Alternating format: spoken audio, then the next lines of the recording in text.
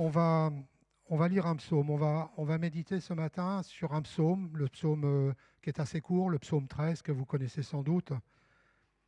Moi, je ne sais pas, mais on aime beaucoup relire les psaumes. Ce sont toujours des paroles qui nous aident, qui nous encouragent tout particulièrement.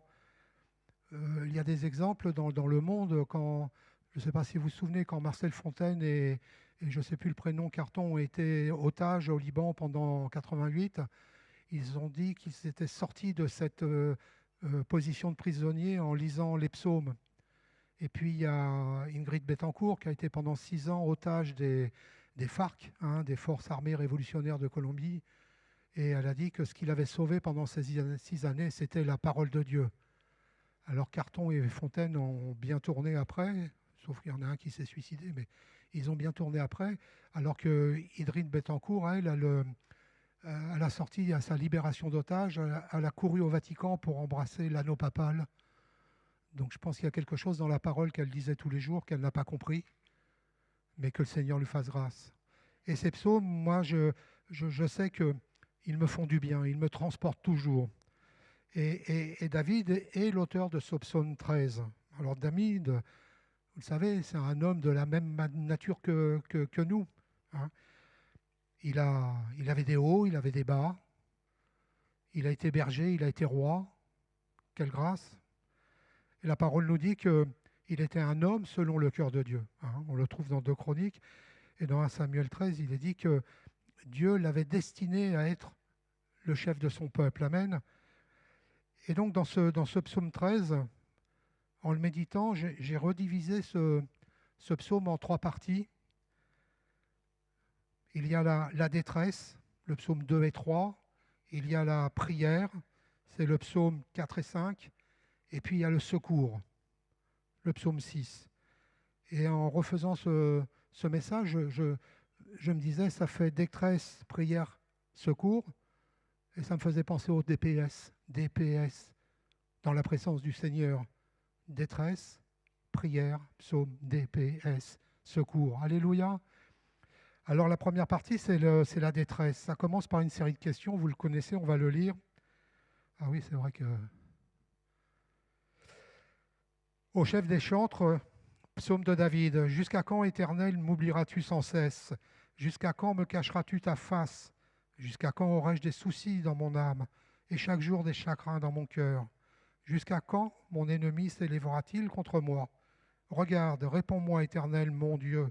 Donne à mes yeux la clarté, afin que je ne m'endorme pas du sommeil de la mort, afin que mon ennemi ne dise pas je l'ai vaincu, et que mes adversaires ne se réjouissent pas si je chancelle. Moi, j'ai confiance en ta bonté. J'ai de l'allégresse dans le cœur à cause de ton salut. Je chante à l'Éternel, car il m'a fait du bien. Amen. Il y a des questions, des séries de questions qui reviennent jusque à quand, qui reviennent 4 fois dans le cœur vraiment angoissé de David, hein. Il s'écrie Dieu m'oublie, il me cache sa face. Et lorsqu'on lit ce psaume 13, on voit que ce psaume correspond tout à fait à ceux qui sont abattus, ceux qui sont affligés, ceux qui sont pessimistes, qui sont défaitistes, ceux qui sont dans le plus profond découragement. Souvent, moi, ce psaume, il me fait penser à, vous savez, ce passage qu'on peut lire dans Marc, où les apôtres traversent le lac en barque, il y a la tempête, et Jésus dort. Et il y a une terreur de la part des apôtres, et il est dit, ne t'inquiètes-tu pas de ce que nous périssons? C'est du même ordre que l'angoisse et que les cris de David dans ce psaume. Alors c'est vrai que par rapport au découragement, on raconte souvent une histoire euh, qui illustre le découragement. C'est un jour le diable s'est amusé à vendre tous ces objets. Et dans les objets, il y avait la malice, il y avait la haine, la jalousie, l'envie, la médisance, le mensonge, la calomnie, la sensualité, la fourberie et bien d'autres outils qui étaient à vendre. Et il y en avait un qui ne payait pas de mine, mais qui était bien usé, mais qui était d'un prix extrêmement cher. Alors des gens ont demandé au diable, mais et cet objet, c'est quoi? Et il a dit, mais cet objet, personne ne pourra l'acheter parce qu'il est trop cher. Je m'en sers tous les jours, même en 2024, c'est le découragement. Et c'est vrai que même enfant de Dieu, même fondé sur le roc, même affermi dans la parole de Dieu, on connaît tous des périodes de découragement. Le Seigneur n'est pas opposé, le Seigneur ne dit pas qu'on a un péché lorsqu'on est découragé. Le Seigneur nous dit de ne pas rester dans cet état de découragement. Hein. Alors c'est un fait que ces situations nous amènent à mettre notre foi en action. Amen. Dans ces situations difficiles, on aurait tendance, comme David, à croire que Dieu nous oublie. C'est une drôle de question, hein. Mais ne vous êtes-vous pas déjà posé cette question dans votre vie chrétienne? Est-ce que Dieu m'oublie?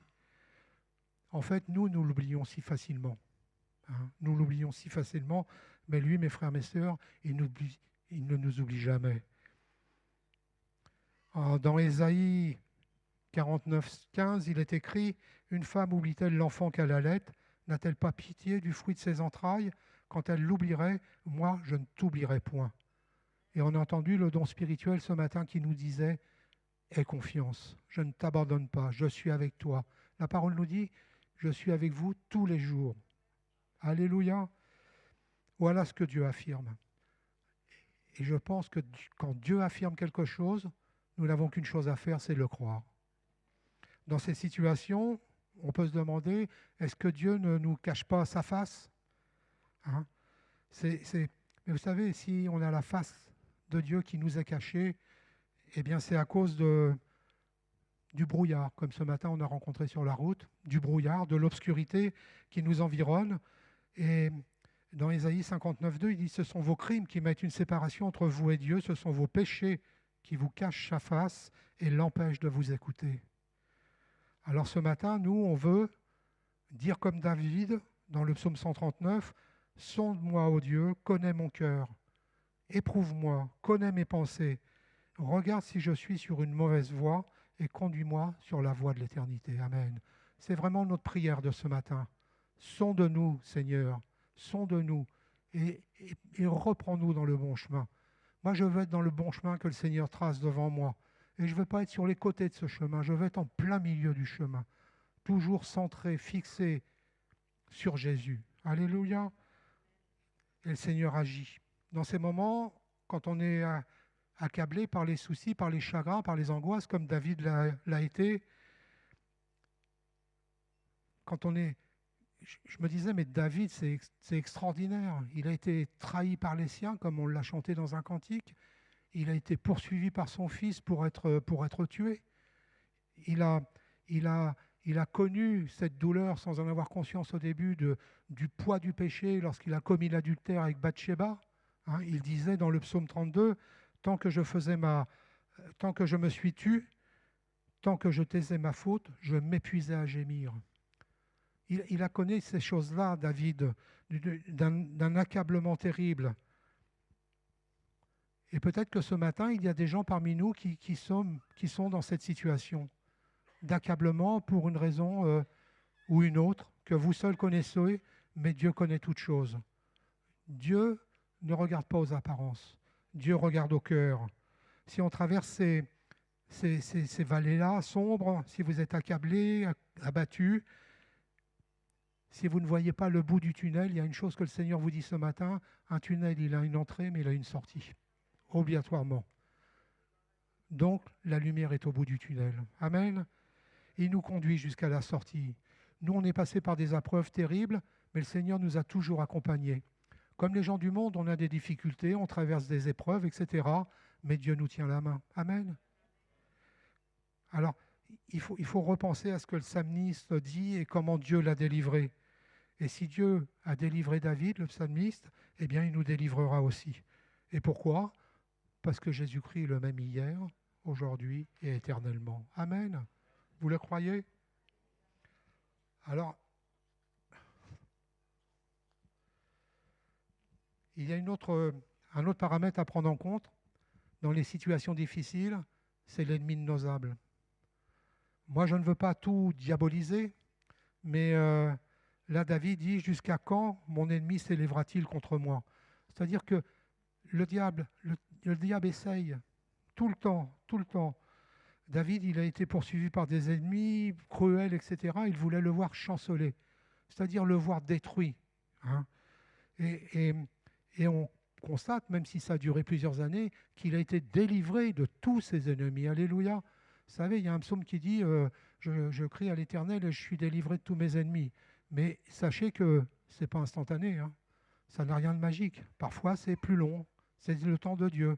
Dieu est le maître du temps et des circonstances. Alléluia. Mais il y a une chose que je sais, moi, c'est que le diable a été vaincu à la croix. Le diable a été vaincu. Même s'il continue à rugir comme un lion pour dévorer celui qu'il cherche, il est vaincu. Moi, j'ai retenu une parole que j'avais entendue, ce qui disait « Satan peut gagner des batailles, mais il ne peut pas gagner la guerre. » Il a définitivement perdu la guerre. Alléluia. Le diable est puissant, Dieu est tout puissant. Amen. Alors dans ces cas-là, quand on a ça sur notre cœur, on peut traverser toutes choses. Et on peut résister à ces choses, à ces pots de banane que le diable met sous nos pieds. On en vient à la deuxième partie. Parce que on m'a dit que j'avais 45 minutes, mais ça va être juste. C'est celle de la prière. Voilà. David dit « Réponds-moi, Éternel, mon Dieu, donne à mes yeux la clarté. » Dans cette seconde partie, les questions sont terminées, vous pouvez le noter. David ne dit plus jusqu'à quand. Il n'y a plus de questions, il ne se pose plus de questions. Il y avait une autre parole qui disait dans la forêt des pourquoi se trouve le serpent séducteur. Moi, il y a bien longtemps que j'ai abandonné le mot pourquoi pour le Seigneur. Je ne demande plus au Seigneur pourquoi. Il est dans les cieux et il fait ce qu'il veut. Et ce qu'il fait pour ma vie, il le fait bien. Et si je ne comprends pas, je sais que c'est bon pour moi. Le pourquoi, c'est un mot que j'ai rayé dans ma vie. Par contre, pourquoi, c'est deux mots que j'ai toujours gardés. Parce que quand il m'arrive quelque chose, je me demande dans quel but. Pourquoi? Pourquoi le Seigneur me donne cette joie? Pourquoi le Seigneur me donne cette peine? Il y a toujours un enseignement, vous savez, c'est bon d'être avec le Seigneur 24 heures sur 24. Être sur Instagram ou sur Facebook 24 heures sur 24, ça vous détruit. Mais être avec le Seigneur 24 heures sur 24, ça vous réjouit. Alléluia. La prière. Et bien souvent, moi je sais que les réponses, le pourquoi, restent sans réponse. Et à force de ne pas avoir de réponse, on tourne en rond. Quand le Seigneur m'a dit de quitter Cahors, au jour d'aujourd'hui, c'était en 2000... Je ne sais pas pourquoi. Je ne sais pas pourquoi. Franchement, je ne sais pas pourquoi. On y était bien. Il y avait une action de Dieu. Voilà. Mais voilà, il fallait obéir. Donc le pourquoi, je ne le pose plus. Je ne le pose plus. Vous savez, je me souviens, il y avait une anecdote d'un pasteur suisse qui racontait qu'il avait eu un grave accident de voiture. Et il avait été brûlé, défiguré, mais sa petite fille était décédée dans l'accident de voiture. Et ce pasteur a passé du temps en disant « Mais Seigneur, pourquoi? Et un jour, le Seigneur lui a répondu, audiblement, distinctement. Le Seigneur lui a dit « J'en avais besoin ». Le pasteur suisse n'a rien compris à la réponse, mais il savait que Dieu avait besoin de sa petite fille. Alors il est reparti dans sa vie de piété, dans son ministère. C'est arrivé aussi avec un pasteur en France qui avait 3 garçons et qui priait pour avoir une petite fille, qui a eu une petite fille, et au bout de quelques jours, quelques semaines, la petite fille est morte. Ce pasteur a dit « Je vais abandonner le ministère, j'en ai assez, c'est pas possible, etc. » Et un matin, avant le culte, le dernier culte où il devait annoncer qu'il voulait partir, il priait dans son bureau et le Seigneur lui a dit exactement la même chose. « Je l'ai prise parce que j'en avais besoin. » Ce pasteur, il n'a rien compris non plus mais il était rassuré parce qu'il savait que sa petite fille était dans les bras de Jésus. Il a repris son ministère, l'Église a été multipliée par 10. Alléluia, il y a une onction du Saint-Esprit, une puissance de Dieu dans cette Église. Voilà, les pourquoi. Mais quand on lit ce psaume, on voit que David, il appelle à Dieu, il crie à Dieu, il se tourne vers le Seigneur parce qu'il sait que l'Éternel étend ses regards sur toute la terre pour soutenir ceux dont le cœur est tout entier à lui. Et la parole nous dit tout entier à lui. C'est tout entier, ce n'est pas 99%, c'est à 100%. Alléluia. Mais maintenant, il cherche sa présence, David. Il confesse ce dont il a besoin. Il dit « Donne à mes yeux la clarté ». Et on voit dans cette demande une prière vraiment sincère, une prière humble. Hein. Euh, Est-ce que vous avez déjà prié comme ça? Seigneur, donne la clarté à mes yeux, que je puisse voir selon les yeux de Jésus. Souvenez-vous de ce passage dans 2 Rois 6, 17. Il y a une armée nombreuse qui entoure Élisée et qui entoure le serviteur. Et le serviteur, il est terrorisé. Et Élisée pria pour son serviteur et dit, Éternel, ouvre ses yeux afin qu'il voie. L'Éternel ouvrit les yeux du serviteur. À ce moment précis, il vit la montagne pleine de chevaux et de chars de feu autour d'Élisée. Alléluia. Et la crainte du serviteur a immédiatement disparu. Ouvre les yeux. Ce matin, que Dieu nous fasse grâce d'ouvrir nos yeux. Amen. Vous savez, quand Dieu affirme « Je suis la lumière du monde », eh bien, il est la lumière du monde. Si nous ne voyons pas la lumière, c'est que nos yeux ne sont pas éclairés, ne sont pas ouverts. Alors demandons au Seigneur d'éclairer nos yeux. Parce que de toute façon, si Dieu est avec nous, qui sera contre nous? L'ennemi ne peut rien, le diable ne peut rien. Alors ayons le courage, si on traverse une période d'obscurité, de demander à celui qui a ouvert les yeux des aveugles, eh bien, de nous donner la clarté à nos yeux. Et j'ai une certitude que Dieu le fait. Amen. Alors, il y a une autre petite remarque sur ce psaume 13, c'est que David ne dit pas seulement dans sa prière, comme au début des versets, l'Éternel, il dit « Éternel, mon Dieu ». Moi, quand je prie, je m'adresse à mon Dieu. Il est peut-être le vôtre aussi, et tant mieux. Mais c'est mon Dieu, c'est mon Père, c'est le mien. C'est celui qui a donné son Fils pour que mon péché, qui crucifiait Jésus à la croix, soit lavé par le sang de Jésus. Alléluia, c'est mon Dieu. Et là, David prie dans ce sens aussi. Il prie « Éternel, mon Dieu ». Il fait appel à son Dieu, et dans ces cas-là, eh bien, il voit clairement. Ce n'est plus une entité un peu peut-être imaginaire comme ça, ou superficielle. Non, c'est une réalité. C'est l'Éternel, mon Dieu. Dans ces cas-là, vous savez, Dieu n'est pas sourd à l'appel de ses enfants. Dans le psaume 145, il est dit « L'Éternel est près de tous ceux qui l'invoquent, de tous ceux qui l'invoquent avec sincérité. Il accomplit les désirs de ceux qui le craignent, il entend leurs cris et les sauve. » Amen. Nous sommes les enfants de ce Dieu. Nous sommes les enfants de ce Dieu. Et puis, on en vient à la troisième partie, le secours de l'Éternel. Et du secours de l'Éternel découle sa joie, sa paix, la confiance absolue qu'on peut avoir en lui. Hein? David le dit, j'ai confiance en ta bonté, j'ai de l'allégresse dans le cœur. À cause de ton salut, je chante à l'Éternel, car il l'a fait du bien. Il y a un cantique qu'on chante comme ça. Je ne vous le chanterai pas parce que moi, habituellement, on me fait chanter pour vider la salle. Donc, je dis juste la parole de Dieu. Moi, j'ai confiance en ta bonté. Vous savez, le mot confiance, il revient 57 fois dans l'Ancien Testament. Il a la même origine en latin fides, et la racine étymologique de foi et de confiance est la même. Quand on a la foi, on a confiance dans l'Éternel. Et lorsqu'on a confiance en l'Éternel, notre foi augmente. Alléluia. Alors, qu'est-ce qui s'est passé chez David? La délivrance, il a retrouvé par la délivrance de l'Éternel la paix, le secours, la sérénité, la confiance. Et ces choses-là, elles sont pour nous ce matin. Que ce matin, nous sortions de ce lieu rempli vraiment, totalement, de cette paix, de cette joie, de cette confiance que nous avons dans notre Père. Dans leur détresse, ils crièrent à l'Éternel, il les délivra de leurs angoisses.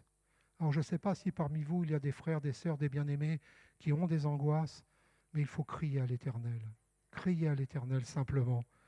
Qu'il loue l'Éternel pour sa bonté, pour ses merveilles, en faveur des fils de l'homme, est-il dit dans le psaume 107. Cette parole, il faut vraiment la faire nôtre ce matin. Vraiment la faire nôtre. Vous savez, c'est un petit peu comme la parole que Marie écoutait au pied de Jésus. Sa sœur, Marthe, s'activait. Et Dieu n'était pas opposé à ça. Elle s'occupait de la logistique. Mais Marie, elle, était au pied du Seigneur. Et il est dit que cette part ne lui sera point ôtée. Alléluia. Alors nous aussi, soyons tout le temps au pied de notre Seigneur. Est-ce que cette part, vous l'avez choisie? Est-ce que cette part, vous l'avez saisie? Quand on relit ce psaume 13, on commence à rentrer un tout petit peu dans les sentiments qui étaient en Jésus-Christ. On sait que Jésus a toujours eu cette communion parfaite avec son Père quand il était sur terre, pendant son ministère. Mais vraiment sur la croix, et on l'a chanté dans un cantique, et sur la croix, il y a les ténèbres les plus épaisses qui se sont abattues sur lui, sur le Fils de Dieu, pendant ces heures terribles de la crucifixion. Et c'est vrai qu'on sait qu'à ce moment, Jésus a crié, mais mon Père, pourquoi m'as-tu abandonné? Moi, c'est toujours une phrase qui m'a toujours frappé parce que Jésus était seul sur la croix. Il n'était plus en communion avec son Père parce qu'il était devenu péché. Et il était devenu péché parce qu'il a porté mon péché. Mais il a porté votre péché. Il était péché. Pourquoi m'as-tu abandonné? On le retrouve dans le verset 1er du psaume 22 qui montre déjà la souffrance et la gloire du Seigneur. Et là, on comprend un petit peu ces choses qui sont en Jésus-Christ. Et pourquoi Jésus a-t-il pu dire « mon Dieu, pourquoi m'as-tu abandonné ?» C'est parce que dans Habakkuk, il y a la réponse que les yeux de l'Éternel sont trop purs pour voir le mal et il ne peut regarder l'iniquité. Et ayez conscience ce matin que nous sommes justifiés par le sacrifice de Jésus à la croix et que Dieu nous voit à travers les yeux de son Fils. Et heureusement, parce que s'il nous voyait sans les yeux de Jésus, il nous verrait sur cette terre quand même, misérable, avec, comme David, des hauts et des bas. Et Dieu a détourné son regard de son Fils pour nous. Il y a un cantique chrétien qui dit tu fus seul sur la croix buvant la coupe amère sans qu'un cœur vienne répondre à ton cri douloureux. Vous savez, quand je lis la Bible, peut-être comme vous, j'ai un plan de lecture pour lire la Bible en un an. Mais quand j'arrive à ces passages sur la crucifixion, mon cœur pleure. Voilà. C'est ces moments de la crucifixion de Jésus, ce chemin de croix, ce qu'il a souffert, mon cœur pleure. Mais ô combien j'aime, et comme disait votre pasteur tout à l'heure, mais quand on lit après la résurrection, alléluia, quelle joie, quelle plénitude, quelle grâce. Mais ce moment, eh bien, il existe. La crucifixion, elle existe. Mais la résurrection, elle est là. Nous servons, nous sommes les enfants d'un Dieu vivant, alléluia, véritable et vivant. Et nous aussi, nous sommes ressuscités en ayant été balayés de ce péché qui nous maintenait dans les ténèbres. Vous savez, moi, le Seigneur, je sais que sur la croix, il a mis les dominations et les principautés en spectacle. Satan est vaincu. Je le répète parce que dans les jours qu'on vit actuellement, on voit dans notre société la banalisation du mal. Hein. Il y a des exemples flagrants sur la sensualité, la sexualité. On le voit sur cette parade des Jeux Olympiques, on le voit sur ce défilé qu'il y a eu à Toulouse, etc. Il y a une banalisation. Le diable, il a presque plus de travail parce que les gens se précipitent vers lui. Il piège. Mais je sais, moi, que Dieu, par son Fils, a triomphé de Satan. Il a dépouillé les dominations, les autorités, les a publiquement livrées en spectacle, en triomphant d'elles par la croix. Alléluia. Le Fils de Dieu, il est venu sur terre, bien sûr, pour payer de sa vie et laver notre péché, mais il est venu, et la parole nous le dit, afin de détruire les œuvres du diable. Moi, je ne veux pas tout diaboliser, mais le diable est là. Le diable est là. Jacques 4,7, vous le connaissez, dit « Soumettez-vous donc à Dieu, résistez au diable et il fuira loin de vous. » Mais le diable est présent.